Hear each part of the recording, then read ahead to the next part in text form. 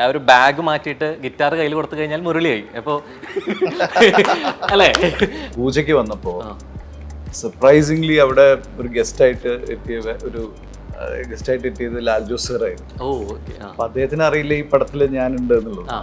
ഭയങ്കര ഒരു സർപ്രൈസിങ് സംഭവമായി. നമ്മളൊരു കോളേജ് ഒരു അന്തരീക്ഷത്തിൽ ഞാനും ലാൽ ജോസ് സാറും ഈ കാണുന്നു എന്ന് പറയുന്ന കാര്യം. അല്ല, അമലിനെ വിളിച്ചപ്പോൾ എഴുതിക്കൊണ്ടിരിക്കുന്നു പറഞ്ഞു. എഴുത്തൊക്കെ കഴിഞ്ഞു, പടം തുടങ്ങാൻ. അപ്പൊ ഞാൻ പിന്നെ പ്രതീക്ഷയൊക്കെ വിട്ടു. പക്ഷെ റോണി ചേട്ടന്റെ കസര മാറ്റി കളഞ്ഞിട്ട് വന്നിരുന്ന ഒരു കരകമ്പിയായിട്ട് കൂടോത്രം എത്ര പള്ളിയിലോ നേർച്ചയെന്നറിയാം. ഈ ചിരിപ്പിക്കുക അല്ലെങ്കിൽ ഫീൽ ഗുഡ് അടിപ്പിക്കുക അല്ലെങ്കിൽ എന്റർടൈൻ ചെയ്യുക എന്നൊക്കെ പറഞ്ഞാൽ അത് എപ്പോഴും ഞങ്ങൾ ഡിസ്കസ് ചെയ്യാറുണ്ട്. കാരണം വെച്ചാൽ ഒരാളെ ചിരിപ്പിക്കുക എന്നുള്ളതാണ് ഏറ്റവും വലിയൊരു ബുദ്ധിമുട്ടുള്ള കാര്യം. ഒരാളെ പേടിപ്പിക്കാനോ കരയിപ്പിക്കാനോ അല്ലെങ്കിൽ വേറെ അത് ഭയങ്കര കുറച്ചുകൂടി ഈസി ആയിട്ട് തോന്നും. അപ്പൊ ആ സമയത്ത് ഇദ്ദേഹം അപാര കുക്കാണ്, അസാധ്യ കുക്കാണ്. അപ്പൊ പുള്ളി അടുക്കളയിലാണ്, പുള്ളി അടുക്കളയിലാണ്. അപ്പൊ ഞങ്ങൾ ഡിസ്കസ് ഏതെങ്കിലും ഒരു പോയിന്റ് ഞങ്ങൾ ഡൗട്ട് അടിക്കുന്ന സമയത്ത് അല്ലെങ്കിൽ ഏതെങ്കിലും പോയിന്റ് ബ്ലോക്ക് ആയിരിക്കുന്ന സമയത്ത് അടുക്കളയിൽ നിന്ന് ശേഷം വരും, ശേഷം വരെ തവിയൊക്കെ ഇട്ട് വരും. എടാ ആമലെ അത് അങ്ങനെ നമുക്ക് ഇങ്ങനെ ചെയ്താലോ എന്നൊക്കെ ചോദിച്ചു അങ്ങനെ കിടന്നു. കുക്ക് ചെയ്തോണ്ട് പുള്ളിയുടെ സജഷൻ ഇവിടെയാണ്.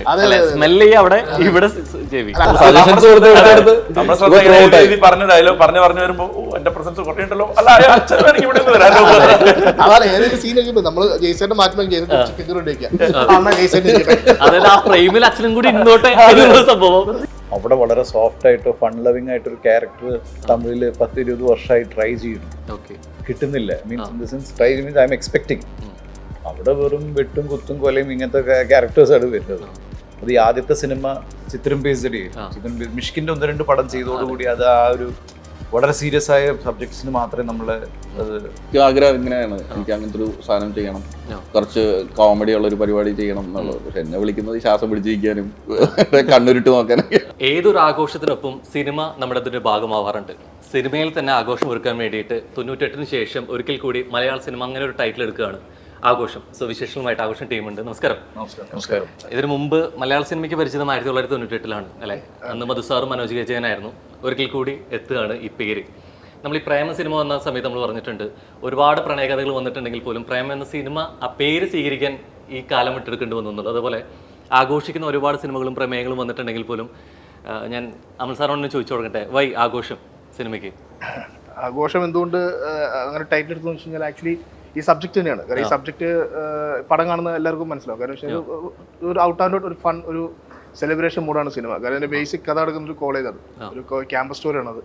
സ്വാഭാവികമായിട്ട് ക്യാമ്പസ് സ്റ്റോറി എന്ന് പറയുമ്പോൾ തന്നെ എല്ലാവർക്കും ഊഹിക്കാമല്ലോ, ഒരു ഓളം അല്ലെങ്കിൽ ആ ഒരു കളർഫുൾ ഒരു പരിപാടി സെലിബ്രേഷൻ മൂഡ് തന്നെ ആയിരിക്കും. അപ്പൊ അതുകൊണ്ട് പടത്തിന്റെ പേര് ഞങ്ങൾ ആഘോഷം വെച്ചു. നമ്മളൊരു സിനിമ വരുന്ന സമയത്ത് ആ സിനിമയ്ക്ക് മുമ്പ് ഏത് സിനിമ സംഭവിച്ചു എന്ന് പറയുമ്പോൾ അങ്ങനെ കണക്ട് ചെയ്യുന്ന ആദ്യം വരുന്ന മുഖങ്ങളിൽ ഒന്ന് ഇപ്പുറത്ത് ഗുമസ്തൻ ഇരിക്കുന്നുണ്ട് അല്ലേ?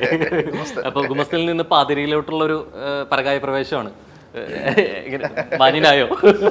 ഭയങ്കര മാന്യനായ, ശ്രമിച്ചുകൊണ്ടിരിക്കും. അങ്ങനെ തന്നെയാണ് സംഭവിച്ചിട്ടുള്ളത്. അതെ, അങ്ങനെയാണ് സംഭവിച്ചിരിക്കുന്നത്. ഒരുപാട് നല്ലൊരു മനസ്സുള്ള നല്ലതായ കുട്ടികളുടെ കൂടെ നിൽക്കുന്ന ഒരു പക്ഷേ പ്രത്യേകിച്ച് ഈ കോളേജിൽ വരുന്ന സമയത്ത് ഈ ഒരു അച്ഛൻ ക്യാരക്ടർ അല്ലെങ്കിൽ പ്രിൻസിപ്പൽ അച്ഛൻ ക്യാരക്ടർ ചിലപ്പോൾ ആ ക്യാരക്ടർ ചിലപ്പോൾ ക്ലീശ ആയിരിക്കാം. പക്ഷേ ഈ ക്യാരക്ടറിന് വരുന്ന രീതിയിലേക്ക് കഥാതന്തു എങ്ങനെ പോകുന്നു എന്നുള്ളത് തന്നെയാണ് ഇരിക്കുന്ന സംഭവം ഇരിക്കുന്നത് എന്ന് പറഞ്ഞ പോലെ. ഇത് ഫൺ ഡീൽ ചെയ്യാം, കുറച്ചുകൂടി സീരിയസ് ആയിട്ടുള്ള ഗൗരവ സ്വഭാവം ഉണ്ടായിരിക്കാം, ഇതിൽ വില്ലൻ സ്വഭാവം കൈകാര്യം ചെയ്യാം. അപ്പം ഭയങ്കരമായിട്ടൊരു അല്ലേ, ആ സ്വഭാവമൊക്കെ ഒന്നും വരാതിരിക്കാൻ വേണ്ടിയിട്ടാണ് ഒരു ലോഹട്ട് കൊടുത്തത്.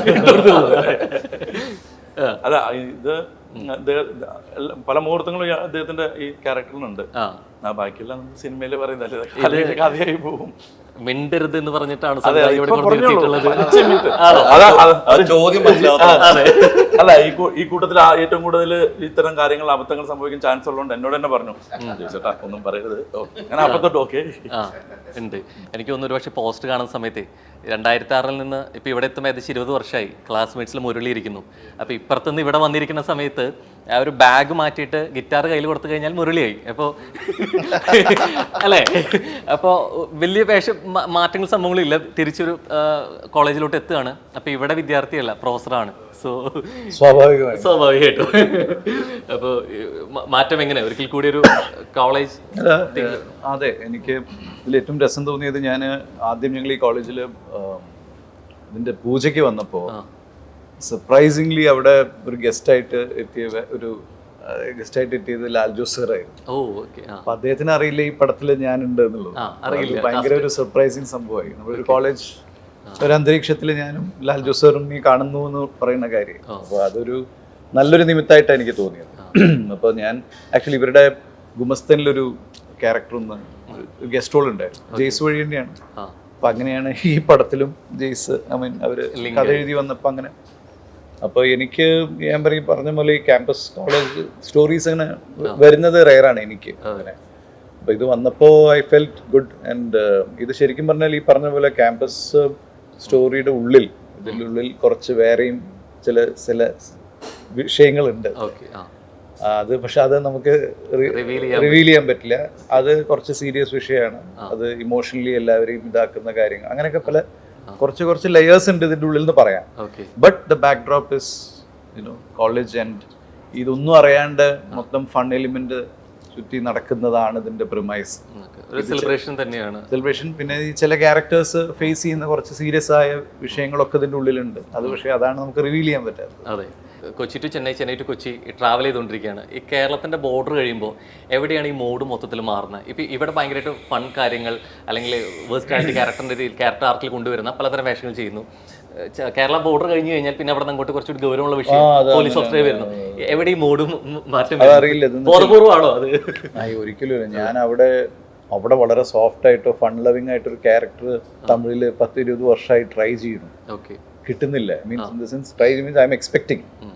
അവിടെ വെറും വെട്ടും കുത്തും കൊലയും ഇങ്ങനത്തെ ക്യാരക്ടേഴ്സാണ് വരുന്നത്. അത് ഈ ആദ്യത്തെ സിനിമ ചിത്രം ബേസ്ഡ് മിഷ്കിൻ്റെ 1-2 പടം ചെയ്തതോടുകൂടി അത് ആ ഒരു വളരെ സീരിയസ് ആയ സബ്ജക്ട്സിന് മാത്രമേ നമുക്കതാണ് ഫിറ്റ് ഇൻ ചെയ്യാന്നാണ് അവരുടെ, ഇതാണ് അവർക്ക് ഇഷ്ടം എന്നുള്ള രീതിയിലാണ് അവർ പറയുന്നത്. ഇവിടെ പക്ഷെ അങ്ങനെയല്ല. മലയാളത്തിന്റെ ഒരു പ്ലസ് തന്നെ എനിക്ക് ആദ്യത്തെ സിനിമയിൽ നിന്ന് ബ്രേക്ക് ചെയ്യാൻ പറ്റും. തുടക്കത്തിൽ ഫോർ ദ പീപ്പിൾ കഴിഞ്ഞു അടുത്ത പടം തന്നെ അച്ചുവിന്റെ അമ്മയായിരുന്നു. പക്ഷെ തമിഴ്നാട്ടിൽ ഇതുവരെ ബ്രേക്ക് ചെയ്യാൻ പറ്റിയിട്ടില്ല. പിന്നെ എനിക്ക് തോന്നുന്നു നമ്മൾ കുറെ കൂടിയും നമ്മുടെ ഡയറക്ടേഴ്സ് ആയാലും റൈറ്റേഴ്സ് ആയാലും അവർ ചിന്തിക്കുന്ന രീതി, ഒരു ആർട്ടിസ്റ്റ് ആണെങ്കിൽ ഇപ്പൊ ഇയാൾക്ക് അഭിനയിക്കാൻ പറ്റും എന്ന് പറഞ്ഞു കഴിഞ്ഞാൽ അതുപോലെ ഇത് ഒരു ആർട്ടിസ്റ്റാണ്, അഭിനയിക്കാൻ പറ്റും എന്ന് അവർക്ക് തോന്നിക്കഴിഞ്ഞാൽ പല വേഷങ്ങളും കൊടുക്കും. മറ്റത് ഇമേജ് ഡ്രിവൺ ആണ്, ഇയാൾക്ക് ഇതാണ് കൂടുതൽ. അപ്പൊ അങ്ങനെ ഒരു വ്യത്യാസം ഈ ബോർഡർ കടന്നു കഴിഞ്ഞാൽ ശരിക്കും നമുക്കൊരു ആർട്ടിസ്റ്റിനെ സംബന്ധിച്ചിടത്തോളം ഈ ടൈപ്പ് ക്യാരക്ടർ ചെയ്യുന്നത് ഓൾറെഡി പ്രൂവ് ചെയ്തുകൊണ്ടിരിക്കുന്ന സമയത്ത് ഈ ഭാഷകൾക്കപ്പുറം ഇതെന്താ മറികടക്കാൻ? അതല്ല, ഭാഷകൾക്കപ്പുറം എന്നല്ല, ഓരോരോ ഇൻഡസ്ട്രിയിൽ ഓരോ രീതികളാണ് അത്രയേ ഉള്ളൂ. അവിടെ that works better for them, ഇവിടെ this works better for us, അത്രയേ ഉള്ളൂ. ഇതിപ്പോൾ ആരുടെയും തെറ്റോ ശരിയുടെയോ ഒന്നുമല്ല. പിന്നെ ഇതിന്റെ നേരെ ഓപ്പോസിറ്റായ ചില ക്യാരക്ടേഴ്സ് ചിലപ്പോൾ വേറെ ഒരു സ്റ്റേറ്റിൽ നിന്ന് നമുക്ക് കിട്ടിക്കഴിഞ്ഞാൽ നമ്മൾ അതിന് പോവല്ലോ. സോ നമ്മൾ അങ്ങനെ ഈ ആക്ടേഴ്സിന് വേറെ ഒരു കുഴപ്പമുണ്ട്, നമുക്ക് നമ്മുടെ അടുത്തേക്ക് വരുന്നതിൽ നിന്നേ നമുക്ക് ചൂസ് ചെയ്യാൻ പറ്റും. അങ്ങനെ ഒരു ഇഷ്യൂ ഉണ്ട്. അപ്പോൾ ഇവിടുത്തെ പ്ലസ് അതാണ് ആക്ടേഴ്സിന് മലയാളത്തിൽ. You get to experience different kinds of scripts, characters. മറ്റത് കുറച്ചും കൂടിയും ഒരു ഗ്രാഫിൽ പോകുന്നതാണ് മിക്കവാറും. ഇപ്പം നമ്മൾ വരുന്നതിൽ നിന്ന് തന്നെ സെലക്ട് ചെയ്യാൻ പറ്റുമോ എന്നുള്ളതുകൊണ്ട് തന്നെ ചോദിക്കുകയാണ്. ഇപ്പോൾ പലപ്പോഴും ഇതിനപ്പുറത്തേക്കൊരു ഇത് നമുക്ക് സ്വന്തമായിട്ട് എഴുതാം, സംവിധാനം ചെയ്യാം, നമ്മുടെ ഓൺ പ്രൊഡക്ഷനോട്ട് ചിന്തിക്കുക എന്നുള്ളത് എപ്പോഴും ചിന്തിച്ചിട്ടുണ്ടോ ഈ 3 മേഖലയിൽ? കുറേ വർഷങ്ങളായി ചിന്തിച്ചുകൊണ്ടിരിക്കുകയാണ്. അങ്ങനെയല്ല, അത് എനിക്ക് തോന്നുന്നു പലവരുടെയും മനസ്സിലുള്ള ഒരു കാര്യമാണ്, എനിക്കുണ്ട്. അപ്പം അത് അധികം താമസിയാതെ ഇത് പറഞ്ഞ പോലെ എഴുത്തും പ്രൊഡക്ഷനൊക്കെ ഭാഗമായി മിക്കവാറും ഈ 2026 തന്നെ ഉണ്ടാവും ഒരു സംഭവം. ഡയറക്ഷൻ അല്ല, മറ്റേ പ്രൊഡക്ഷൻ റൈറ്റിംഗ്. ഓക്കെ. ഇപ്പോൾ മിസ്കിനെ കുറിച്ച് പറഞ്ഞു, മിസ്കിൻ മൂവിയിലാണ് ഓൾറെഡി ഇങ്ങനെ രജിസ്റ്റേർഡ് ആയെന്ന് പറയുന്നത്. ഇപ്പോൾ ട്രെയിനിൽ ഓൾറെഡി പറയുന്നുണ്ട് എനിക്ക് ഫോർ ദ പീപ്പിളിലെ ലുക്കാണ് എനിക്ക് തിരിച്ച് വേണ്ടേ എന്ന് പറയുന്നത്. അപ്പോൾ ശരിക്കും ആ ക്യാരക്ടർ ആർക്കാണ് ഉദ്ദേശിക്കുന്നെങ്കിൽ ആ ലുക്ക് ഇപ്പോഴും അത് റീക്രിയേറ്റ് ചെയ്യാൻ പറ്റും എന്നുള്ളൊരു അതിനുശേഷം മിഷ്കിൻ ഇത് പറഞ്ഞപ്പോൾ ഞാനൊന്ന് സർപ്രൈസ്ഡ് ആയി. കാരണം മിഷ്കിൻ ഫോർ ദ പീപ്പിൾ കണ്ടിട്ടുണ്ടോ എന്ന് എനിക്കറിയില്ല. ഇല്ല, മിഷ്കിൻ കണ്ടിട്ടുണ്ടാവാൻ, പടം കാണാത്ത ഒരാളാണ്, പടങ്ങൾ കാണാത്ത ഒരാളാണ്. ഫോട്ടോസൊക്കെ കണ്ടിട്ടോ. അപ്പോൾ പുള്ളി എൻ്റെ അടുത്ത് അങ്ങനെ ഒരു റെഫറൻസ് പറഞ്ഞു, നീ അങ്ങനെ എന്തോ ഒരു ലുക്കിൽ വന്നിരുന്നല്ലോ, അത് നമുക്ക് തിരിച്ചൊന്ന് എടുക്കാൻ പറ്റുമോ? അങ്ങനെ കുറച്ച് ഒരു സീരിയസ് ആയിട്ടുള്ള ഒരു സംഭവമാണ്. അപ്പോൾ എനിക്കാണെങ്കിൽ ഇഷ്ടമല്ല ഈ പോലീസ് സംഭവം ചെയ്യാൻ. പക്ഷേ മിഷ്കിൻ നമ്മൾ ഫ്രണ്ട്സ് ആയതുകൊണ്ടും പല കാരണങ്ങൾ അപ്പോൾ അങ്ങനെ. പക്ഷെ എനിക്കതൊരു നല്ലൊരു അനുഭവമായിരുന്നു. കാരണം ഞാൻ തന്നെ ആ ലുക്കിൽ വന്നപ്പോൾ കുറേ വർഷത്തിന് ശേഷമാണല്ലോ അത് ചെയ്യുന്നത്. അങ്ങനെ ഒരു ലുക്ക് ലൈക്ക്. അപ്പോൾ അത് ലൈക്ക് നോട്ട് ബാഡ്. അന്ന് കുറച്ചുകൂടി മെലിഞ്ഞിട്ടായിരുന്നു. ഇപ്പോൾ ക്യാരക്ടറിന് തന്നെ പ്രായമാവുന്നതിന്റെ വ്യത്യാസവും അതിനനുസരിച്ചിട്ടുള്ള ശരീരത്തിന്റെ വ്യത്യാസവും ഉണ്ട്. അപ്പോൾ ബട്ട് ഇറ്റ് വാസ് ഒരു ഭയങ്കര രസമായിരുന്നു അത് മിഷ്കിൻ്റെ കൂടെ വർക്ക് ചെയ്യാൻ. ട്രെയിനും ശരിക്കും ട്രെയിൻ ഇപ്പൊ എനിക്ക് തോന്നുന്നു വിത്തിൻ എ മന്ത് ഒരു 1.5 മാസം 2 മാസത്തിനുള്ളിൽ റിലീസ് ഉണ്ട്. ഓക്കെ. വിജയ് സേതുപതിയാണ് മെയിനായിട്ട് ചെയ്യുന്നത്. കോളേജിലോട്ട് വരുന്ന സമയത്ത് ആദ്യം വരിക ഒരുപക്ഷെ മാസത്തിന് ശേഷം റിയൽ ഫൈറ്റേഴ്സിന് എതിർപ്പൊന്നുമില്ല വരിക. സോ ആഘോഷം റിലീസ് ചെയ്യുന്നതിന് റിയൽ ഫൈറ്റേഴ്സിന് എന്തെങ്കിലും എതിർപ്പുണ്ടോ? ഇല്ല, എതിർപ്പില്ല. ഒരു എതിർപ്പേ ഉള്ളൂ, ഇതില് കോളേജ് സ്റ്റുഡന്റ് അല്ല. അതെ, അല്ല മറ്റേ കിട്ടിയോ അവിടത്തെ പഠിപ്പിച്ച കോളേജിൽ തന്നെ വാദ്യരായോ? ഇല്ല, ഞാൻ പ്രൊഫസറും അല്ല സ്റ്റുഡന്റും അല്ല, ഞാൻ ഇതിന്റെ നടുവിൽ നിൽക്കുന്നത്. അപ്പൊ ഞാൻ എൻ്റെ അടുത്ത് പറഞ്ഞു സ്റ്റുഡന്റ് ആകാനുള്ള പ്രായം കഴിഞ്ഞു, പ്രൊഫസർ ആണുള്ള പ്രായമായിട്ടില്ല എന്ന് പറഞ്ഞാൽ ഞാനിങ്ങനെ ശരിക്കും കോളേജിൽ ഇതിന്റെ ഇടയ്ക്ക് എവിടെയാണ് പ്ലേസ് ചെയ്യാൻ പറ്റിയൊരു സ്ഥലം? ഇതില് ഞാൻ I am on the other side.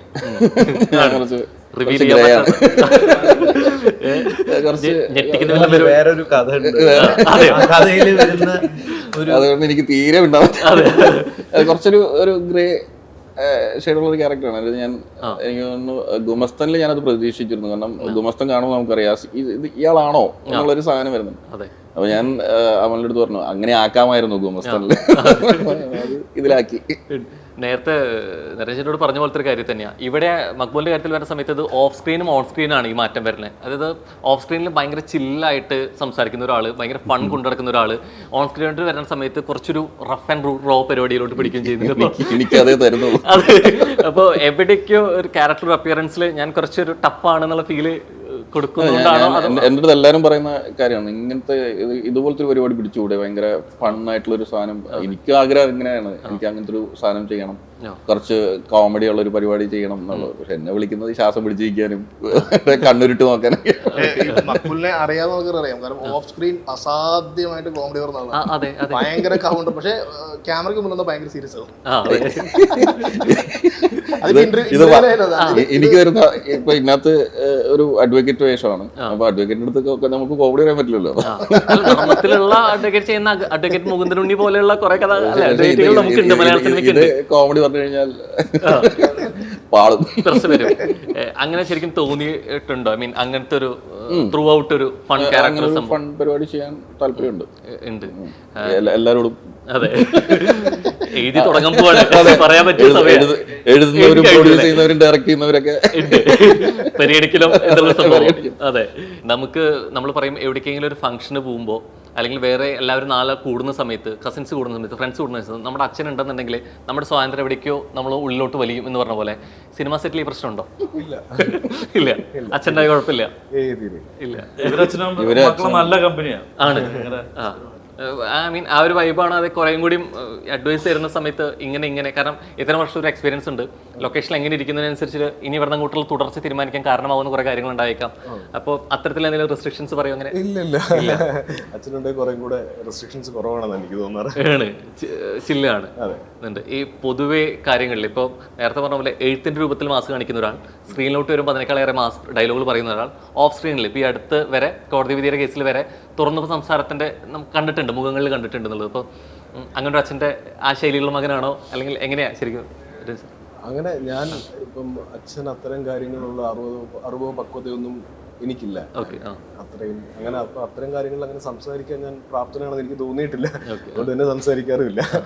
ഏതൊക്കെ കുറെ കൂടി ഫോക്കസ് ചെയ്യുന്നത് ശരിക്കും ഇങ്ങനെ എഴുത്തിന്റെ രൂപത്തിലാണോ സംവിധാന രൂപത്തിലാണോ ആക്ടറായിട്ട്? എഴുത്തൊരു സൈഡിലൂടെ നടക്കുന്നുണ്ട്, ഇപ്പം ഫോക്കസ് ചെയ്യുന്ന ആക്ടറായിട്ട് തന്നെയാണ്. അത് മമ്മൂക്കനെ ഇപ്പം അടുത്ത് പറഞ്ഞൊരു കാര്യം ഉണ്ടായിരുന്നു. ഇപ്പോൾ ഏതെങ്കിലും രീതിയിൽ കഥ എഴുതുന്ന സമയത്ത് ആ സ്ക്രിപ്റ്റിൻ്റെ രൂപത്തിൽ എന്നെ ആലോചിക്കാതെ എഴുതുക, ആ കഥാപാത്രത്തിലേക്ക് എന്നെ ക്ഷണിക്കുകയാണ് കുറേ കൂടി അഭികാമി എന്ന് പറയുന്നത്. അപ്പോൾ ശരിക്കും എഴുതുന്ന സമയത്ത് ആരെങ്കിലും ആർട്ടിസ്റ്റുകൾ മൈൻഡിൽ വരും, അത് എഴുത്ത് കഴിഞ്ഞിട്ട് ഇതാണ് ഓക്കെ, ഏതാ കുറേ കൂടി ചെയ്യാറ്? എഴുതുന്ന സമയത്ത് എന്നെ സംബന്ധിച്ചോളം ഞാൻ അങ്ങനെ ഈ പറയുന്ന ഒരു സീസൺഡ് റൈറ്റർ ഒന്നും അല്ല, ജസ്റ്റ് മേക്കിംഗ് മൈ അറ്റംപ്റ്റ്സ്. എഴുതുന്ന സമയത്ത് ഒരുപാട് പേരുടെ മുഖങ്ങൾ വരാറുണ്ട്.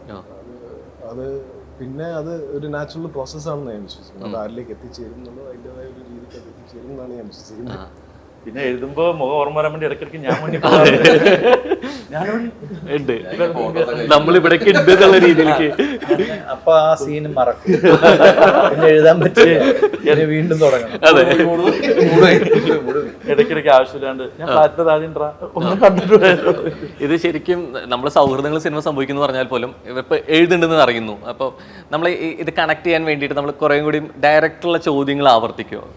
ഇപ്പം ഇത്തരം സിനിമകൾ ചെയ്തു, എപ്പോഴും ഈ അവസരങ്ങൾ ചോദിക്കാൻ തയ്യാറാവുകയോ ചെയ്യുക, അല്ലെങ്കിൽ എന്തായി സിനിമ എന്നുള്ളതൊരു ഇൻഡയറക്റ്റ് വാല്യൂടെ ചോദിക്കുക, അത് കുറേ കൂടി ചെയ്യാറ്? ഞാനൊക്കെ മുഖത്തൊക്കെ ചോദിക്കും.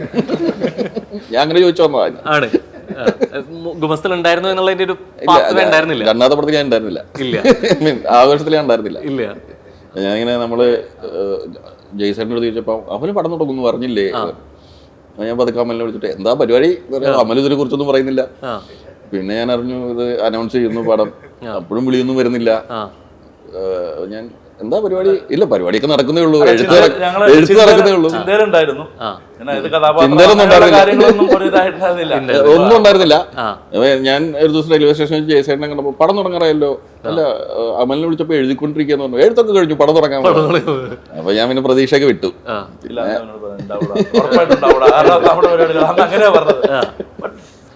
പക്ഷെ റോണി ചേട്ടന്റെ കസര മാറ്റി കളഞ്ഞിട്ട് വന്നിരുന്ന ഒരു കരകമ്പിയായിട്ട് കൂടോത്രം എത്ര പള്ളിയിലോ നേർച്ചയെന്നറിയാം. ശരിക്കും എന്താ അങ്ങനെയായിരുന്നോ പ്ലാൻ? അല്ല ആക്ച്വലി മുമ്പത്തെ പടം നോക്കിയാൽ നമ്മുടെ കൂടെ എല്ലാവരും തന്നെ റിപ്പീറ്റ് നമ്മുടെ എല്ലാ പടങ്ങളും വരുന്ന ആർട്ടിസ്റ്റുമാരുണ്ട്. അപ്പം മക്ബൂലിനെ എവിടെ നമുക്ക് ഉൾക്കൊള്ളിക്കാൻ ഞങ്ങൾ ആദ്യം തൊട്ട് ഞങ്ങൾ ചിന്തയുണ്ടായിരുന്നു. കാരണം അതൊരു കമ്പനി നമ്മൾ അത്രയും കട്ടക്ക് നിൽക്കുന്ന ആൾക്കാരെ പറയും. അപ്പൊ ഏത് ക്യാരക്ടർ കൊടുക്കുമെന്നൊരു ഡൗട്ട് നമുക്കുണ്ടായിരുന്നു. സ്റ്റുഡന്റ് ആക്കണോ അധ്യാപകനാക്കണോ വേറെ നമ്മൾ ആദ്യം ചർച്ച നടന്നതാണ്. അപ്പൊ അങ്ങനെ വന്നപ്പോഴാണ് അൺഫോർച്ചുനേറ്റ്ലി നമുക്ക് റോണി ചേട്ടൻ ഒരു ക്യാരക്ടർ നമ്മൾ വിളിച്ചിട്ടുണ്ടായിരുന്നു. അപ്പൊ റോണി ചേട്ടൻ ആ സമയത്ത് കുറച്ച് ഡേറ്റ്സിന്റെ ഇഷ്യൂ കാരണം നമുക്ക് വർക്കൗട്ട് ചെയ്യാൻ പറ്റുന്ന തോന്നുന്നു. അപ്പൊ പിന്നെ നെക്സ്റ്റ് നമുക്ക് അപ്പോഴും മക്ബൂൽ നമ്മുടെ കൂടെ ഉണ്ട്. മക്ബൂൽ നമുക്ക് ഏതെങ്കിലും ഇപ്പൊ റോണി ചേട്ടന്റെ ക്യാരക്ടർ മക്ബൂലിന് കൊടുത്താലും കൊടുത്തില്ലെങ്കിലും മക്ബൂൽ എന്തായാലും ഉണ്ടോ. അപ്പം പിന്നെ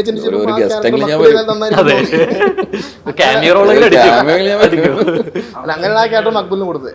പക്ഷെ മക്ബൂൽ ഗംഭീരമായി ചെയ്തത്, നല്ല രസമായിട്ട് ഇതുവരെ ചെയ്യാത്ത ഒരു ടൈപ്പ് പരിപാടി മക്ബൂൽ ചെയ്തത്. ശരിക്കും ഇവിടേക്ക് എത്തേണ്ട ക്യാരക്ടർ ആയിരുന്നു. അതാണ് യാഥാർത്ഥ്യം. പ്രത്യേകിച്ച് കോളേജിൽ വരുന്ന സമയത്ത് മുമ്പ് കുറെ സിനിമകൾ സംഭവം ചെയ്തിട്ടുണ്ട്. നമ്മൾ ഈ പറഞ്ഞ പോലെ കുറെ താരങ്ങൾ കാണുന്നുണ്ട്. ഇത് ഈക്വൽ ആയിട്ട് എല്ലാവരിലേക്കും ഈ വേഷപ്പകർച്ചകൾ വരേണ്ടതുണ്ട്. അതുപോലെ തന്നെ ഈ എന്റർടൈൻമെന്റ് സംഭവം മാറിപ്പോവുകയും ചെയ്യരുത്. അപ്പോൾ ഇത് ശ്രമകരമാണോ ശരിക്കും? ആക്ച്വലി എന്താ പറയുക, ഒരാളെ ചിരിപ്പിക്കുക അല്ലെങ്കിൽ ഒരാളെ എന്റർടൈൻ ചെയ്യുന്ന ഒരു വലിയ പണിയാണ്. അതേസമയം ഇപ്പം ത്രില്ലർ ജോണറൊക്കെ ഞങ്ങൾക്ക് ഭയങ്കര കുറച്ചുകൂടെ ഈസി എന്നല്ല, കുറച്ചുകൂടെ നമുക്ക് കംഫർട്ടബിൾ ആയിട്ട് തോന്നിയിട്ടുണ്ട്. ഈ ചിരിപ്പിക്കുക അല്ലെങ്കിൽ ഫീൽ ഗുഡ് അടിപ്പിക്കുക അല്ലെങ്കിൽ എന്റർടൈൻ ചെയ്യുക എന്നൊക്കെ പറഞ്ഞ എപ്പോഴും ഞങ്ങൾ ഡിസ്കസ് ചെയ്യാറുണ്ട്. കാരണം വെച്ചാൽ ഒരാളെ ചിരിപ്പിക്കുക എന്നുള്ളതാണ് ഏറ്റവും വലിയൊരു ബുദ്ധിമുട്ടുള്ള കാര്യം. ഒരാളെ പേടിപ്പിക്കാനോ കരയിപ്പിക്കാനോ അല്ലെങ്കിൽ വേറെ അത് ഭയങ്കര കുറച്ചുകൂടി ഈസി ആയിട്ട് തോന്നും. അപ്പോൾ ഇത് ഞങ്ങൾ പിന്നെ ഒരു ടീം വർക്കിന്റെ റിസൾട്ടാണ്. ഞങ്ങളെല്ലാം ഒരുമിച്ചിരുന്ന് ചിലപ്പോൾ ഒരു സീൻ ഞങ്ങൾ വായിക്കുമ്പോൾ ഓരോരുത്തരുടെ ഓരോരോ സജഷൻസ് ഉണ്ടോ. ഇപ്പോൾ ജയ്സേട്ടൻ ചിലപ്പം ജയ്സേനൊക്കെ എന്ന് പറഞ്ഞാൽ ഞങ്ങൾ ആദ്യം തൊട്ടേ ഞങ്ങൾ ഒരുമിച്ചാണ്. അപ്പം സ്ക്രിപ്റ്റ് ഡിസ്കസ് ചെയ്യുന്ന സമയത്തും സ്ക്രിപ്റ്റ് ചെയ്യുന്ന സമയത്തൊക്കെ ഡിസ്കസ് ചെയ്യാറുണ്ട്. അപ്പം ഞങ്ങളെല്ലാവരും തന്നെ അപ്പോൾ ഒരു സീൻ അത് ഞങ്ങൾ പ്രീ പ്രൊഡക്ഷൻ സമയത്ത് ഫ്ലാറ്റിൽ ഞങ്ങളിപ്പം സ്ക്രിപ്റ്റ് ചെയ്യുന്ന സമയത്ത് ഞങ്ങൾ ടേബിൾ എടുത്ത് നമ്മുടെ അവിടെ എഴുതിക്കൊണ്ടിരിക്കും. ഞങ്ങൾ 5-6 പേരുണ്ടാവും. അപ്പൊ ആ സമയത്ത് ഇദ്ദേഹം അപാര കുക്കാണ്, അസാധ്യ കുക്കാണ്. അപ്പൊ പുള്ളി അടുക്കളയിലാണ്, പുള്ളി അടുക്കളയിലാണ്. അപ്പൊ ഞങ്ങൾ ഡിസ്കസ് ഏതെങ്കിലും ഒരു പോയിന്റ് ഞങ്ങൾ ഡൗട്ട് അടിക്കുന്ന സമയത്ത് അല്ലെങ്കിൽ ഏതെങ്കിലും പോയിന്റ് ബ്ലോക്ക് ആയിരിക്കുന്ന സമയത്ത് അടുക്കളയിൽ നിന്ന് സജഷൻ വരും. ജയ്സേട്ടൻ വരെ തവിയൊക്കെ ഇട്ട് വരും. എടാ ആമലെ അത് അങ്ങനെയല്ല, നമുക്ക് ഇങ്ങനെ ചെയ്താലോ എന്നൊക്കെ ചോദിച്ച് അങ്ങനെ കുക്ക് ചെയ്തോണ്ട് പുള്ളിയുടെ സജഷൻ അല്ല അതിനിടയ്ക്ക് ഉണ്ട് പുള്ളിയുടെ ഡയലോഗ് ക്യാരക്ടറിന്റെ ഡയലോഗ് മിസ്സാവോ സീൻ മിസ്സാവോ എക്സ്ട്രാ പുള്ളി നോക്കുന്നുണ്ടാവും. ആദ്യം ചെറിയ റോളായിരുന്നു, സജഷൻ ഭക്ഷണത്തിന്റെ സ്വാദ് കൂടുന്നതും ക്യാരക്ടറിന്റെ ഇൻഫ്ലുവൻസ് ചെയ്തത് കൂടും. എനിക്കൊന്നും ആ സജഷൻസ് മുഴുവൻ കൊടുത്തത് ജയ്സേട്ടന്റെ ക്യാരക്ടറിലായിരുന്നു. പറഞ്ഞ ഡയലോഗ് പറഞ്ഞു വരുമ്പോ എന്റെ പ്രസൻസ് കുറയുണ്ടല്ലോ, അല്ല എനിക്ക് ഇവിടെ നിന്ന് വരാനോ. അതാണ് ഏതെങ്കിലും സീൻ കഴിയുമ്പോൾ നമ്മള് ജയ്സേട്ടൻ മാറ്റുമ്പോൾ ചിക്കൻ കറി ഉണ്ടാക്കിയ അതായത് ആ ഫ്രെയിമിൽ അച്ഛനും കൂടി ഇന്നോട്ടെ സംഭവം. അതെ, കല്യാണമിൽ ഒരു ക്ലാസ് പോലെ ഇരുന്നോട്ടെ. ശരിക്കും നേരത്തെ പറഞ്ഞ പോലെ പേര് 98 ശേഷം ആവർത്തിക്കാം. ശരിക്കും ഒരു സിനിമയുടെ പേര് ഒരിക്കൽ കൂടി ഇടുന്നുണ്ടെങ്കിൽ അതിന്റെ പ്രൊസീജിയർ എന്തെങ്കിലും മാറ്റമുണ്ടോ? ശരിക്കും ആഘോഷം വീണ്ടും ഇടുമ്പോൾ 20 വർഷം കഴിഞ്ഞെന്തോ വീണ്ടും 20 വർഷം വരെയാണ് കാലം. അത് കഴിഞ്ഞാൽ വീണ്ടും ഇഷ്ടംപോലെ പടങ്ങൾ നമ്മുടെ വന്നിട്ടുള്ളത്. അതെ അതെ, റിപ്പീറ്റ് വരുന്നുണ്ട്. അപ്പോൾ ആഘോഷം എന്തായാലും തീർച്ചയായിട്ടും നേരത്തെ പറഞ്ഞ പോലെ ഇനി ക്രിസ്മസ് ആഘോഷവും നിങ്ങളുടെ ആഘോഷത്തിലൂടെ ആവട്ടെ എന്നുകൂടെ ആശംസിക്കുന്നു. അപ്പോൾ പടം കയറി കൊളുത്തട്ടെ. All the very best.